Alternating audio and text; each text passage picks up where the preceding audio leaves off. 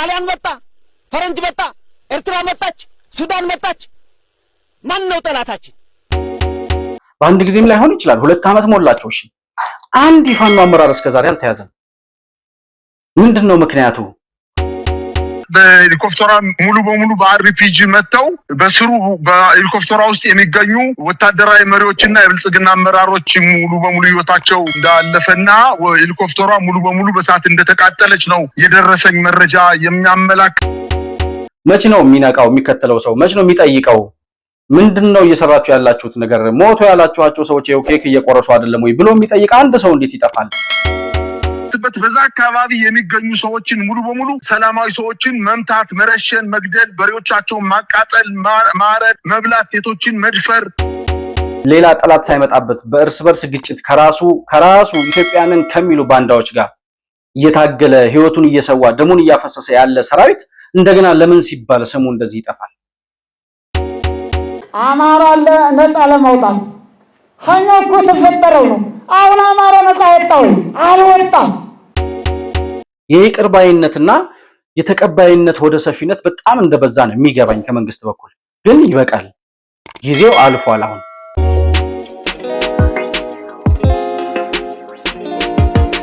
ሰላም ለእናንተ ይሁን። የተከበራችሁ የመሆን መልቲሚዲያ ቤተሰቦች እንደምን አላችሁ? ይህ መሆን መልቲሚዲያ ነው። መሆን መልቲሚዲያ በአዲስ ፕሮግራም ከእናንተ ጋር ቆይታ የሚያደርግ ይሆናል። እስከ ፕሮግራማችን ፍጻሜ ድረስ አብራችሁ እንድትቆዩ የምጋብዛችሁ ብሩክ የሾርቅ አሰፋ ነኝ።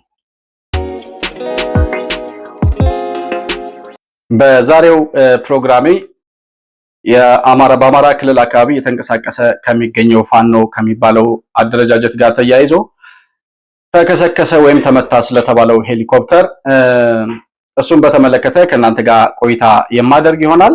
እንግዲህ ምንድን ነበር አማራ ክልል የተፈጠረው ነገር? ተመታ የተባለው ሄሊኮፕተርስ ምንድነው የገጠመው እክል የሚለው ነገር ነው በደንብ የምናየው።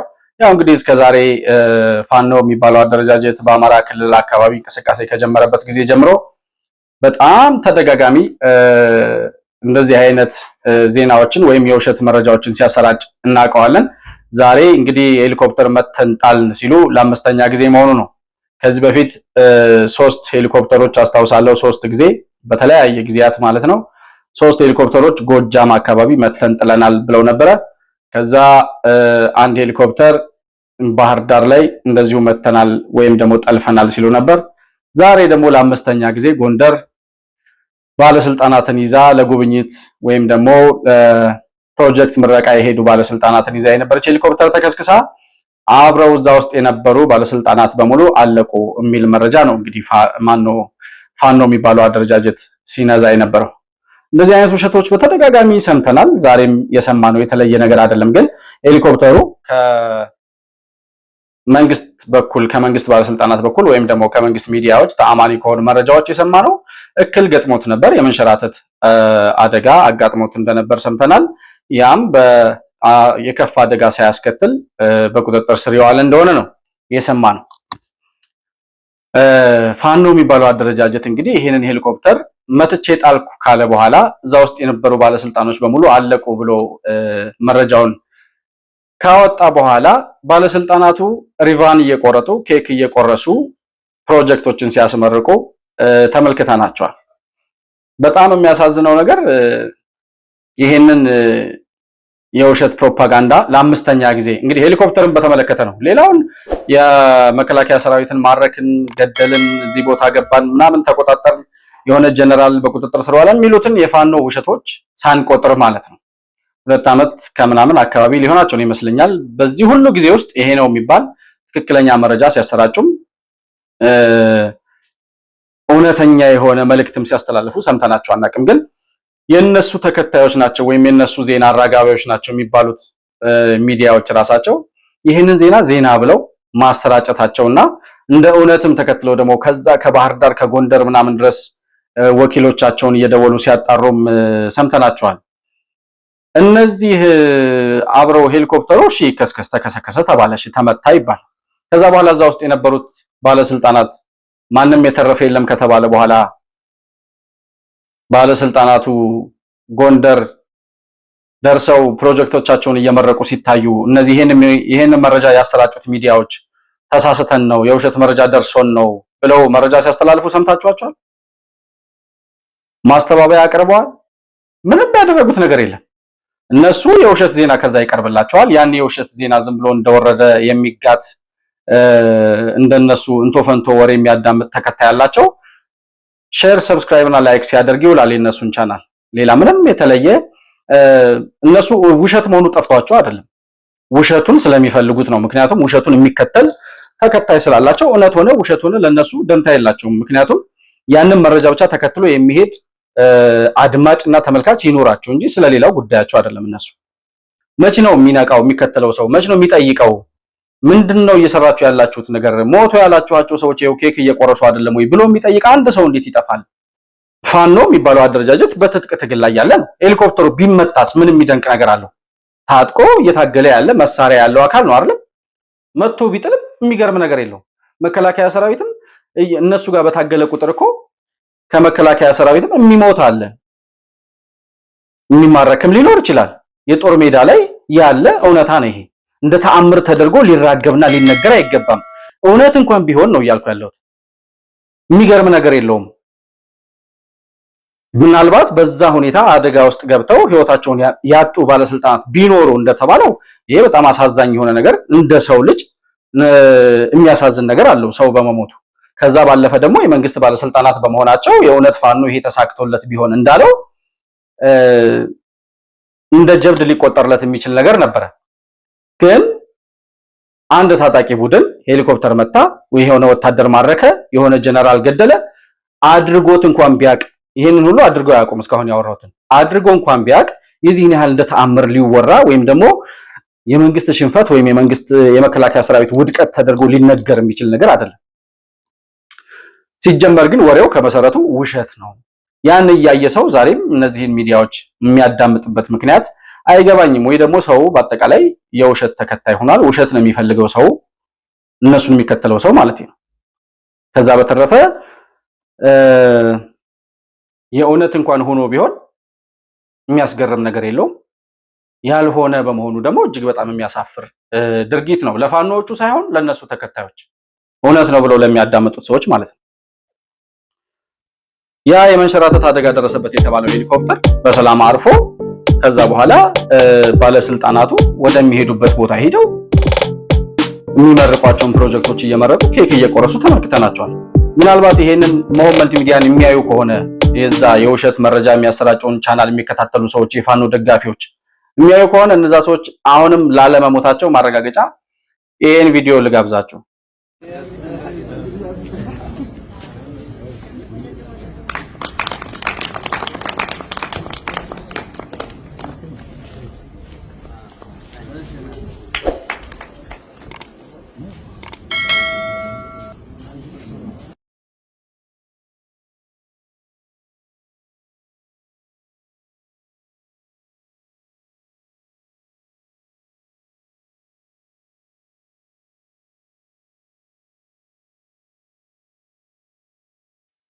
እና በዚህ ልክ ውሸት የሆነን ነገር መከተል፣ በዚህ ልክ ማህበረሰብን ለማወናበድ መስራት እኔ ከኢትዮጵያዊነት ስነ ምግባርም ያፈነገጠ ከራስ ለራስ ከሚሰጥ ክብር አንጻርም እጅግ በጣም የወረደ ተግባር ነውና ቢያስቡበት። እኔ ፋኖዎቹም አስበውበት ነው የሚሰሩት። ይሄንን ሆም ብለው ነው የውሸት መረጃ የሚያሰራጩት። የነሱ መረጃ የሚያሰራጩት ሚዲያዎችም ውሸት እንደሆነ እያወቁት ነው የሚያሰራጩት። ፋኖችንም የሚከተለውን የውሸት ማሰራጫዎቹንም የሚከተለውን ተከታይ ነው እያልኩ ያለሁት እኔ። እውነቱን መመርመር መጀመር አለበት ሰው። ከዛ በተረፈ እነሱ በአላማ ነው የሚሰሩት። ነገም ከነገ ወዲያ ሌላ ውሸት ፈጥረው እንደሚያወሩ እንጠብቃለን። መሳይ መኮንን የሚባለው ጋዜጠኛ ጋር አንድ የመረጃ ምንጭ ተብሎ መረጃ ሲያስተላልፍለት ነበር ለሱ እና እሱ የሚያነሳቸውን ነገሮች አሉ እዛ ላይ በእርግጠኝነት ነው የሚያወራው ሰውየው። ትክክል የሆነ ነገር ነው። ሄሊኮፕተሩ ተከስክሷል። ከዛ በኋላ እንዳውም ሰውን መንግስት በገፍ አስወጥቶ እሳቱን ለማጥፋት የአካባቢውን ሰው የከተማውን ሰው ውጣ ብሎ ርብርብ አድርጎ ነበር፣ ግን አልተቻለም ነው ይላል። በጀት ይዘው እዛ አካባቢ መዝናናት ራሳቸውን ለማዝናናት እንደሚሄዱ ይታወቃል። ነገር ግን የምስራቅ ደንቢያ የሚንቀሳቀሱ የፋኖ ኃይሎች የመረጃውን በደንብ አድርገው ከአዘዞ እንደተነሳ መረጃው ስለደረሳቸው በደንብ አድርገው ራሳቸውን አዘጋጅተው ሄሊኮፕተሯ ልትወርድ 2 ወይም 3 ደቂቃ ሲቀራት በሄሊኮፕተሯ ሙሉ በሙሉ በአርፒጂ መተው በስሩ በሄሊኮፕተሯ ውስጥ የሚገኙ ወታደራዊ መሪዎችና የብልጽግና አመራሮች ሙሉ በሙሉ ህይወታቸው እንዳለፈና ሄሊኮፕተሯ ሙሉ በሙሉ በሳት እንደተቃጠለች ነው የደረሰኝ መረጃ የሚያመላክተው። በዚህ ከተማ ላይ ከዚህ በፊት 200 የሚገመቱና የፌዴራል ፖሊስ አባላትና ከ200 በላይ ደግሞ የመከላከያ ልዩ ኮማንዶዎች አካባቢን የሚጠብቁት ስለሆነ ከዛ አካባቢ ችግር አይደርስብንም። እዛ ሄደን 1-3 ቀን 4 ቀን ተዝናንተን ብንመጣ በጀርባ በኩል ጣና ሐይቅ በመኖሩ ፊት ለፊትም እነዚህ ኃይሎች በመኖራቸውና የፋኖ ኃይሎችም ከጎርጎራ አካባቢ ይርቀው ወደ ደንቢያ ጨዋሂት ቆላድባ አካባቢ ውጊያ ስለሚያደርጉ ወደዚህ የመምጣት እድል የላቸውም በማለት ለመዝናናት በሄዱበት ነው የሚል መረጃ ነው የደረሰኝ። በስሩ የሚገኙ ወታደራዊ ጀነራሎችም ከፍተኛ የብልጽግና አመራሮች እነማን እንደሆኑ ባይታወቅም በተለምዶ ከዚህ በፊት የሚደረገው ነገር ምንድነው? ለመዝናናት ወደ ከተማዋ መጣው በሄሊኮፕተር ደርሰው እንደሚመለሱ ነው የደረሰኝ መረጃ የሚያመላክተው። ለማጥፋት የከተማውን ህዝብ አስገድደው ወደ ሄሊኮፕተሯ ወደ ወደቀችበትና ወደ ተከሰከሰችበት አካባቢ እንቅስቃሴ ህብረተሰቡ ወጦ በግዴታ አፈርና ውሃ ተሸክሞ እንዲሄድና እሳቱን ለማጥፋት ከፍተኛ ጥረት ቢደረግም ነገር ግን እንዳልቻለ የከተማው የጎርጎራ ከተማ ህዝብ ሄሊኮፕተሯን ለማጥፋት እሳቱን ለማጥፋት እንዳልቻለ ነው የደረሰኝ መረጃ የሚያመላክት። አሁን ይሄ ሰውዬ ስሙ አይጠቀስም ብዙ ጊዜ ለመሳይ ግን መረጃ አቀርባለሁ የሚል ሰው ነው። እኔ አሁን ለመንግስት ጥያቄ አለኝ። ባህር ዳር ወይ ጎንደር ወይ አማራ ክልል ወይ አዲስ አበባ ተቀምጦ ነው ይሄ ሰውዬ ይሄንን መረጃ የሚያስተላልፈው። እንደዚህ አይነት የውሸት መረጃን እያራገቡ በትክክል የሆነ ነገር ነው ብለው የሚሰሩ ሰዎች ኢትዮጵያ ውስጥ ከሆነ ያሉት አገር ውስጥ ከሆነ ያሉት ምንድነው የሚሰራው መረጃና ደህንነት? ኢንሳ የሚባለው የሳይበር ሴኩሪቲ ላይ በጣም የተደራጀ ኃይል ያለው እንደምንሰማውም የተለያዩ የፋኖ አባላት የሚያሰራጩትን የሚነጋገሩትን ስልክ ሁሉ እየጠለፈ የሚያሰማን አካል እነዚህን ሰዎች መቆጣጠር ወይም በቁጥጥር ስር ማድረግ ያልቻለው ለምንድን ነው? ይሄ ሰውዬ በዚህ አይነት ልክ የውሸት መረጃ አስተላልፎ አገር ውስጥ ተቀምጦ ከሆነ ያለው አልተደረሰበትም ሊገኝ ስላልቻለ ነው ምናምን የሚባል ማስተባበያ አይሰራም። እኔ የመንግስት ወደ ሰፊነትም እኔ ከአቅም በላይ እየሄደ ይመስለኛል አንዳንድ ጊዜ ሳስበው። ሰውየው የሚያነሳቸውን ነገሮች አንዳንድ ነገሮችን ለማየት ያክል መሳይ ጋር በሚያወራበት ጊዜ ይሄ ሄሊኮፕተር በመከስከሱ ምክንያት የመከላከያ ሰራዊት ወይም ደግሞ መንግስት አግሬሲቭ ሆኖ እዛ አካባቢ ፋኖች አሉ በሚል መረጃ ምክንያቱም ሄሊኮፕተሩ መተንጣልን ስላሉ ማለት ነው እነሱን ለማጥፋት ሲል እነሱን እንኳን አያገኛቸውም ግን የአካባቢውን ሰው በጅምላ ሊረሽን ይችላል ይላል። ራሱ በአንደበቱ የሚያወራውን መሳይ ጋር ያደረገውን የስልክ ልውውጥ ልጋብዛችሁና እመጣለሁ። እሳቱን በጊዜ ለማጥፋት ሙከራ አድርገው ህብረተሰቡን በግዳጅ አስወጥተው እየደበደቡ አስወጥተው ወደ ሄሊኮፕተሯ ቃጠሎ ቦታ ድረስ ለመውሰድ ሙከራ አድርገዋል። ከፍተኛ ተኩስ ነበረ። የተኩስ ልውውጦችም በተወሰነ ደረጃ ነበሩ። በአጭር ርቀት የሚደረጉ የተኩስ ልውውጦች ነበሩ። ምናልባት ፋኖዎች ስትራቴጂክ ቦታ ይዘው ቦታው ተራራማ በመሆኑ በአንድ አቅጣጫ ብቻ ሳይሆን በበርካታ አቅጣጫዎች ለጥቃት የሚጋለጥበት ሁኔታ በመኖሩ ሄሊኮፕተሯን መተው ጥለዋታል። ነገር ግን ሊሆን የሚችለው ነገር ምንድነው? ይሄ ከፍተኛ የሆነ የመከላከያ በአጠቃላይ የብልጽግና ትልቅ ክሳራ በመሆኑ ይሄን ክሳራ ለማካካስ ዘወትር እንደሚያደርገው ሲመታ በወታደራዊ ውጊያ ሲመታ እንዲሁም የመኪና ኮንቮዮችን በደፈጣ ውጊያ ጥቃት ሲደርስበት በዛ አካባቢ የሚገኙ ሰዎችን ሙሉ በሙሉ ሰላማዊ ሰዎችን መምታት፣ መረሸን፣ መግደል፣ በሬዎቻቸውን ማቃጠል፣ ማረድ፣ መብላት፣ ሴቶችን መድፈር፣ አረጋውያንንና በጣም ምሳሌ የሆኑ ሰዎችን ከህዝቡ ቤት አውጥቶ መረሸን ሊፈጽም ስለሚችል የጎርጎራ ከተማ ህዝብ ምናልባትም ሌላ ገዳይ ኃይል ከመምጣቱ በፊት ከነዚህ በተጨማሪ ሌላ ገዳይ ኃይል ከመምጣቱ በፊት በአካባቢው ርቀው ወደ አጎራባች የገጠር ቀበሌዎች መሸሸት እንዳለባቸውና ምናልባትም ፋኖዎችን ማግኘት እንደማይችል እርግጠኛ ስለሆነ በሲቪሊያን ላይ ከፍተኛ አደጋ ሊደርስ እንደሚችል ነው አብዛኛው ሰው በፍርሃት እየተናገረ የሚገኘው። እንደዚህ ነው የሚያወራው ሰውዬ። አገር ውስጥ ነው ያለው። አገር ውስጥ ሆኖ ነው መረጃ እያስተላለፈ ያለው። መከላከያ ሰራዊቱ አሁን ፋኖዎችን ለመበቀል ወደ ከተማው ገብቶ ንጹሃንን መግደል፣ መረሸን እና ሴቶችን መድፈር እንደሚጀምር እርግጠኛ ነኝ ይላል። የመከላከያ ሰራዊትን ስም በዚህ ልክ የሚያጠለሽ ባልሆነ በውሸት መረጃ ባልተፈጠረ መረጃ ይሄንን ሚዲያ ዓለም ነው የሚሰማው። በዓለም ላይ መከላከያ ሰራዊት ስሙ እንደዚህ እየተበላሸና እየጠለሸ አገር ውስጥ ሆኖ ይሄ ሰውዬ እንደዚህ አይነት ነገር እየሰራ ዝም የሚባልበት ምክንያት ምንድነው? አያሳፍርም ወይ? አያናድድም ወይ? አሁን ይሄ ወሬ ለሀገር ሲል ለህዝብ ሲል ቀን ከሌት ሌላ ጠላት ሳይመጣበት በእርስ በርስ ግጭት ከራሱ ኢትዮጵያንን ከሚሉ ባንዳዎች ጋር እየታገለ ህይወቱን እየሰዋ ደሙን እያፈሰሰ ያለ ሰራዊት እንደገና ለምን ሲባል ስሙ እንደዚህ ይጠፋል? ምንድነው መንግስት የሚያደርገው? ይሄንን እንደዚህ አይነት መረጃ የሚያሰራጩ ሰዎችን ማን ነው የሚቆጣጠራቸው? ማን ነው ኃላፊነት ያለበት? የእነዚህን ሰዎች ስልክ መጥለፍ አድራሻቸውን ማግኘት አቅቶት ነው ወይ? በክልል ያሉ ፖሊስም የፌደራል ፖሊስም ሆነ በደህንነትና በኢንሳ በኩል ያሉ ትላልቅ ተቋማት ለምንድነው እነዚህን ሰዎች በቁጥጥር ስር አውለው በገሃድ የማያሳዩ? እስከ መቼ ነው እንደዚህ አይነት የውሸት መረጃ እየተሰራጨ ሰው እየተወናበደ ሲኖር ዝም የሚባለው? አንድም ሁለትም ሰው ቢሆን በዚህ መረጃ ግራ መጋባቱ አይቀርም። በእርግጥ በመጀመሪያም ግራ ለመጋባት ፈቅደው የነሱ ተከታዮች የሆኑ ሰዎች እንዳሉ አውቃለሁ፣ ፈልገው ማለት ነው። ግን መሀል ሰፋሪ ሆኖ ከማንም ውስጥ ከመንግስትም ከነዛኞቹም ድጋፍ ውስጥ ሳይኖር በኢትዮጵያዊነት መረጃዎችን የሚከታተል ሰው ግን የተፈጠረው ነገር ምንድነው እንዴ? እነዚህ ሰዎች ይሄንን መረጃ ለውጭ ላሉ ሚዲያዎች የሚያስተላልፉ ሰዎች አገር ውስጥ ከሆነ ያሉት መንግስት ለምንድን ነው ዝም ያለው የሚል ጥያቄ አብዛኛው ሰው እንደሚያነሳ ነው የሚገባኝ። ማን ነው ይሄን መልስ የሚመልሰው? እነዚህ ሰዎች በኮንፊደንስ ነው የሚናገሩት። እያየን ነው። አሁንም አማራ ክልል ላይ በተለያየ ሁኔታ ታጣቂዎችን እያደራጀን ነው፣ እያሰለጠን ነው፣ ከማዕከል አስወጣን፣ እንደዚህ አይነት ፋኖችን አስመረቅን የሚሉ ፋኖች የፋኖ ዜናዎችን እያየን ነው። ፎቶዎችን ፋኖ የሚባሉትን ሰዎች አሰልጥነው ሲያስመርቁ አንድ ላይ ሆነው ሲጨፍሩ የሆነ ጫካ በረሃ ውስጥ ሆነው እያየን ነው።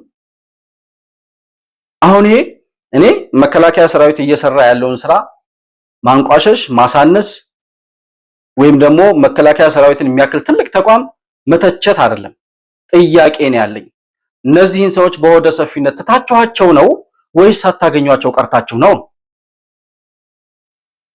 ከዚህ በፊት በሰሜኑ ጦርነት ጊዜ ህወሓት ከመቀሌ ተባሮ መከላከያ ሰራዊት መላው ትግራይን ከተቆጣጠረ በኋላ እነሱ ወደ በረሃቸውና ወደ ሸለቋቸው ከገቡ በኋላ እነ ደብረጽዮን እነሱን ለማግኘት የነበረውን ስቃይ እናውቃለን።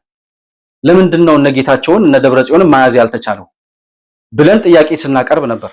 ኦኬ እነሱ 27 ዓመትም ሲኖሩ ምሽግና የተለያዩ የመደበቂያ ተቋማትን ወይም ቦታዎችን እየሰሩ ስለነበረ በዛ ልክ ህዝብም ደግሞ አብዛኛው የትግራይ ህዝብ ከጎናቸው ስለነበር ሊደብቃቸው ይችላል፣ ያሉበትን ለማግኘት አስቸጋሪ ሊሆን ይችላል ብለን እናስብ።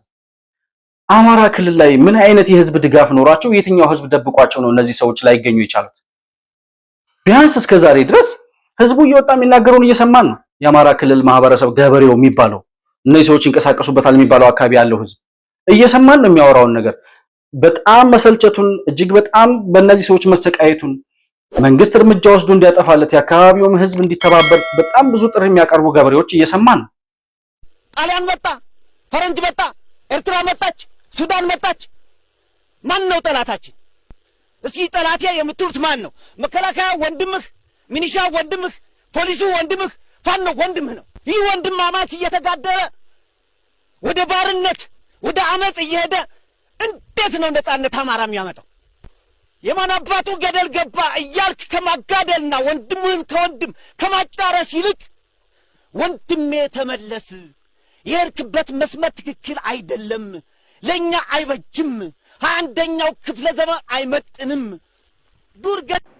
ፋኖ ማለት አገር ስትወረር ግንባሩን ለጥይት ሰጥቶ ተደፍቶ ሰላም እንዲከበር ያደረገ የጀግና ስም ነው እንጂ ጽንፈኛና ዘራፊ ቡድን ፋኖ ነኝ ቢል አልሰማው። አማራ ነፃ ለማውጣት ሀኛ እኮ ተፈጠረው ነው። አሁን አማራ ነፃ ወጣ ወይ? አልወጣም። መከራውን ስቃውን እየተገረፈ ግሩን እያስረከበ ነው ያለው። ሰላም ለሁሉ ሁሉም ለሰላም በሚለው መርህ የሀገር ሽማግሌም የሃይማኖት መሪም ቀድሞም ደክመናል የሚያውቁ ሰዎች አሉ። ደክመናል ፀሐይ መውጫ እስከ ሰዓት ድረስ፣ ከሰዓት በኋላ ደግሞ ከዚህ አመራሩ ጋር ግብረ መልስ ብዙ ሌሊት ቀን ደክመናል። አሁንም እንደክማለን እናስታርቃለን። እነዚህ በተለያየ የአማራ ክልል ስብሰባዎች አማራ ክልል ላይ በዚህ የትጥቅ ትግልን ለማስቆም ረባሾቹን ወይም አሸባሪዎቹን ሰዎች በቁጥጥር ስር ለማዋል ወደ ሰላምም ለማምጣት በተለያዩ ስብሰባዎች ከተማዎች ላይ ስብሰባዎች ሲደረጉ በእነዛ ስብሰባዎች መካከል የተነገሩ ቃላቶች ናቸው እንደዚህ አሁን የሰማችኋቸው። እንደዚህ ነው ገበሬው እያለ ያለው። ለምንድን ነው እነዚህን ሰዎች ወይ አንድ ጊዜ መደምሰስና ማጥፋት? በአንድ ጊዜም ላይሆን ይችላል። 2 ዓመት ሞላቸው። እሺ አንድ የፋኖ አመራር እስከዛሬ አልተያዘም። ምንድነው ምክንያቱ?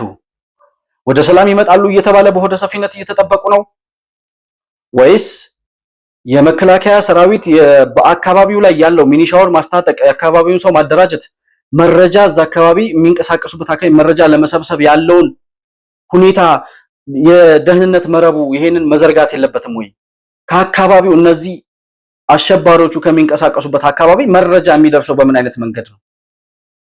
አሁን የሆነ ቦታ ላይ የሆነ ትምህርት ቤት ወይ የሆነ ጫካ በጣም ወደ ገጠር የገባ ወረዳ ውስጥ ነው የሚንቀሳቀሱት አስመረቀን የሚሉት ምናምን።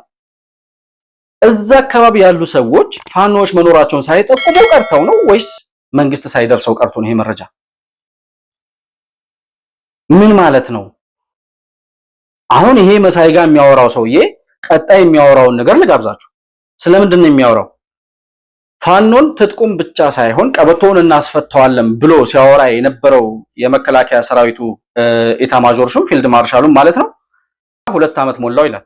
እስከዛሬ ድረስ ፋኖ ትጥቅ አልፈታም፣ ይሄው ሄሊኮፕተር እየመታ ነው ይላል።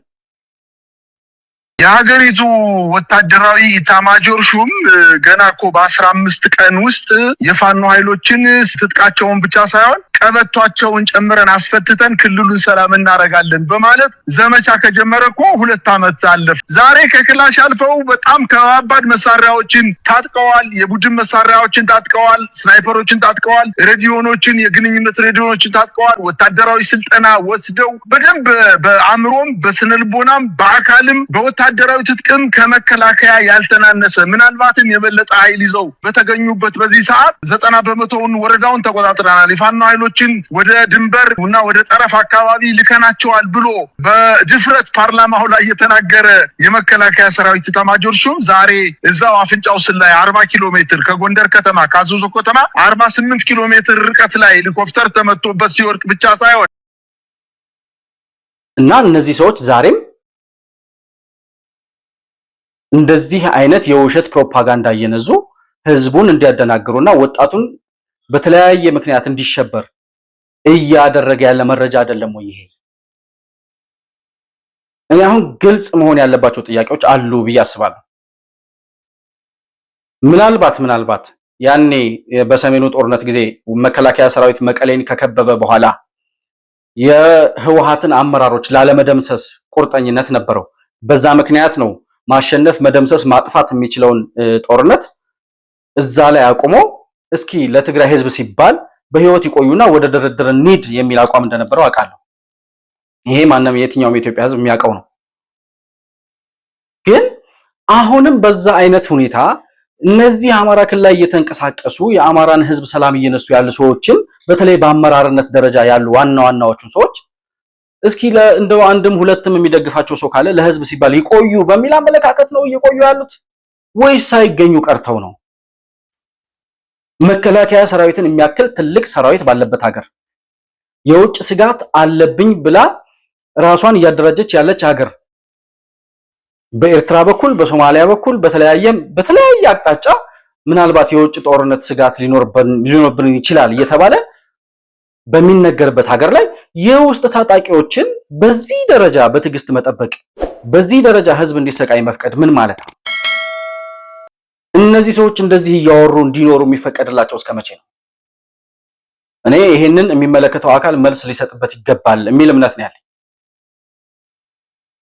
አሸነፍን፣ ደመሰስን፣ ተቆጣጠርን ይላሉ የሉም። ግን እዛ ቦታ ላይ እንደዚህ አይነት ነገር እኔ አሁን ስጋት ኖሮብኝ አይደለም እነዚህ ሰዎች እንደሚያወሩት እያሸነፉ ነው ምናምን መከላከያ ሰራዊት ጥቃት እየደረሰበት ነው የሚል ስጋት ኖሮብኝ አይደለም። የውሸት ፕሮፓጋንዳቸው ግን ሰው ይረብሻል። 40 ኪሎ ሜትርም 50 ኪሎ ሜትርም አካባቢ እነሱ የሚንቀሳቀሱበት አካባቢ ያለ ሰው ሰላሙን ያጣል። ገበሬው ልጆቹን ወደ ትምህርት ቤት መላክ አልቻለም። እነዚህን ሰዎች በቁጥጥር ስር አውሎ ወይም ደግሞ መደምሰስ ችሎ በሙሉ ለሙሉ የአማራ ክልል ነፃ ማውጣት የሚቻልበት ጊዜ የራቀው ለምንድን ነው ጥያቄ። በፋኖ በኩል ያሉ አመራሮች አንድ ሰው ለምን አልተያዘም እስከዛሬ? ይህን ጥያቄ መንግስት በስነ ስርዓት መመለስ አለበት። እስከዛሬ የዋሹት፣ እስከዛሬ ያጭበረበሩት፣ እስከዛሬ ያደናገሩት ህዝብ አይበቃም ወይ?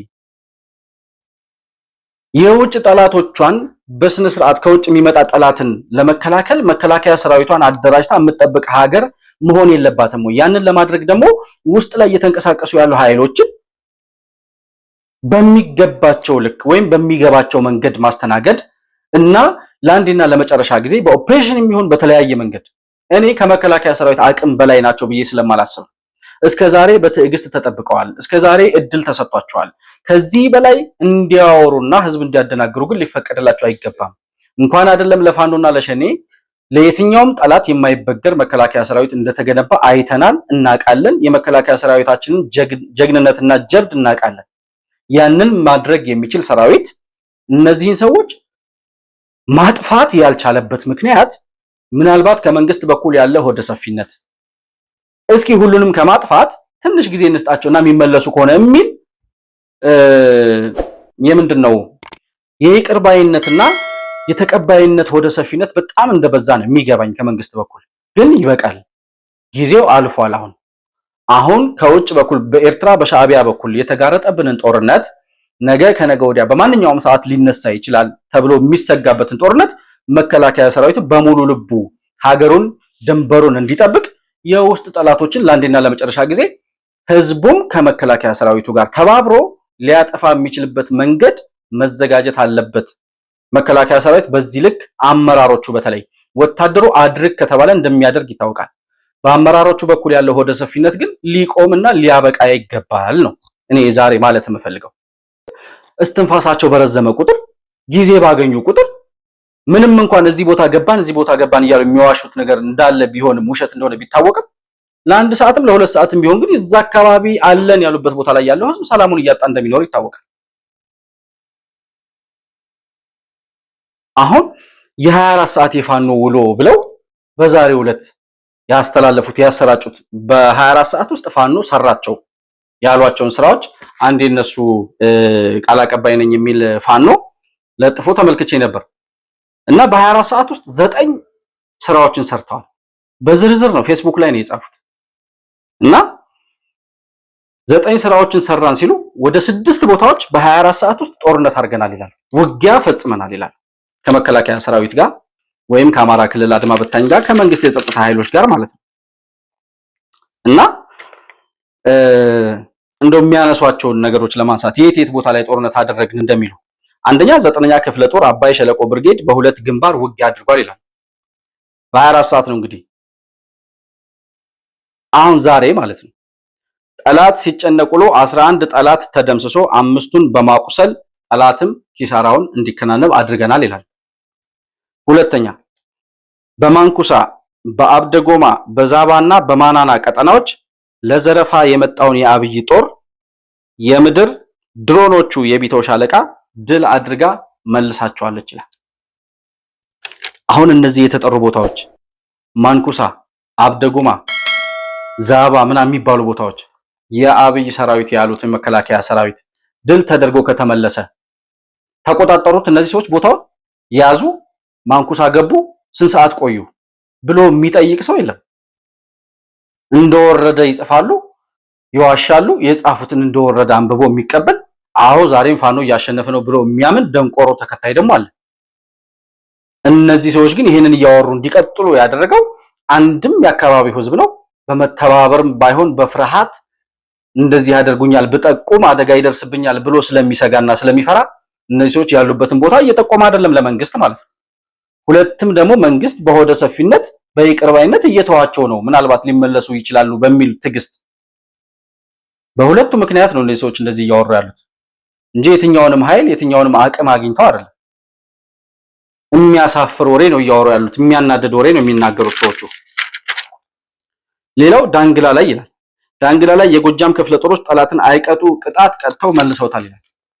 ዳንግላ ገባችሁ ሆይ ተቆጣጠራችሁ ወይ ዳንግላ? የመንግስትን ሰራዊት ካለቀ አይቀጡ ቅጣት ከቀጣችሁት ገባችሁ ወይ እናንተ?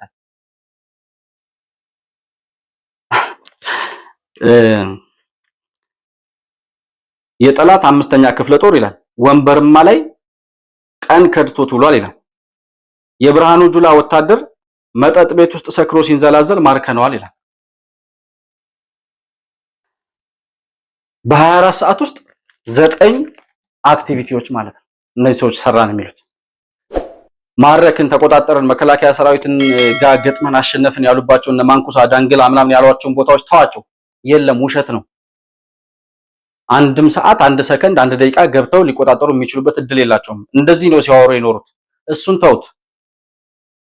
ግን መከላከያ ሰራዊት የብርሃኑ ጁላ ሰራዊት የሚሉት የኢትዮጵያ መከላከያ ሰራዊት ወታደር መጠጥ ቤት ገብቶ ሰክሮ ሲንዘላዘል ያዝ ነው ይላል፣ ማረክ ነው ይላል። አንድም ሰራዊት በዚህ ልክ ጠጥቶ እየተንዘላዘለ አይደለም።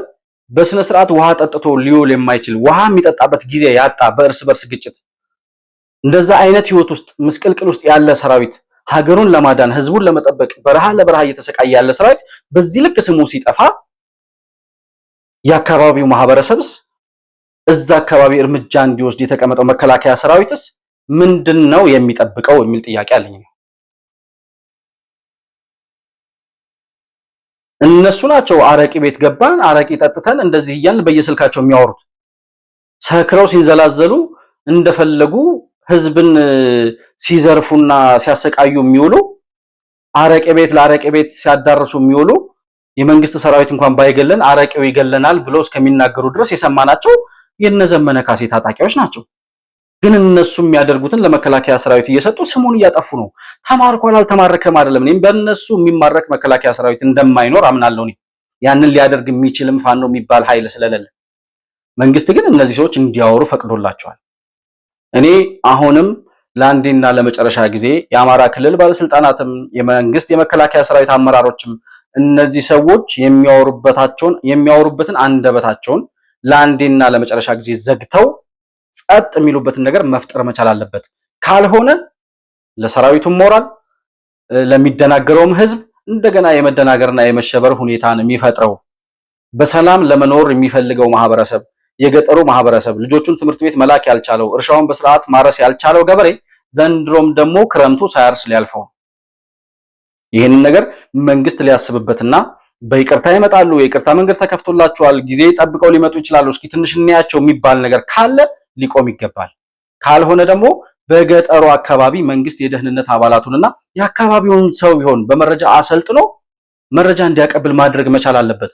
የኢትዮጵያ ገበሬ በጣም ስልጡን ነው። ትንሽ መንገድ ቢሰጠው እነዚህን ሰዎች አሳልፎ ሊሰጥ የሚችልበት እድል በጣም ሰፊ ነው እና ሚሊሻውም አድማ በታኙም መከላከያ ሰራዊቱም ቢሆን እነዚህ ሰዎች ላይ የማያዳግም እርምጃ እንዲወስድ በአመራሮቹ በኩል ቁርጠኛ የሆነ አቋም ሊሰጠው ይገባል። ካልሆነ እነዚህ ሰዎች እንደዚህ እያወሩ እንዲኖሩ የሚፈቅድላቸው መንግስት ነው። ኃይል እንዳላቸው የሚያስመስሉት፣ አቅም እንዳላቸው፣ ደጋፊ እንዳላቸው የሚያስመስሉት መንግስት በወደ ሰፊነት እየጠበቃቸው ስለሆነ ነው።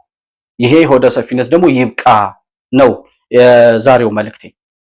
እነዚህ ሰዎች ግን እያወሩ እየዋሹ የሚቀጥሉበት ጊዜ ማጠር አለበት። ይሄንን የሚከተለው ህዝብ መጠየቅ መጀመር አለበት የሚል መልእክት ማስተላለፍ ነው የምፈልገው። የተከበራችሁ የመሆን መልቲሚዲያ ቤተሰቦች ለዛሬ የነበረው ፕሮግራም ይሄን ይመስላል። መሆን መልቲሚዲያን ላይክ፣ ሰብስክራይብ እና ሼር በማድረግ ቤተሰብ መሆናችሁንና ለሌሎች ተደራሽ እንዲሆን ማድረጋችሁ እንዳትዘነጉ። እንዲሁም ደግሞ መሆን መልቲሚዲያን በሱፐር ቻት እና በሱፐር ታንክስ በኩል መደገፍ እንደምትችሉ ለማስታወስ እወዳለሁ። በሌላ ፕሮግራም እስከምንገናኝ ድረስ ሰላም በያላችሁበት ለእናንተ ይሁን።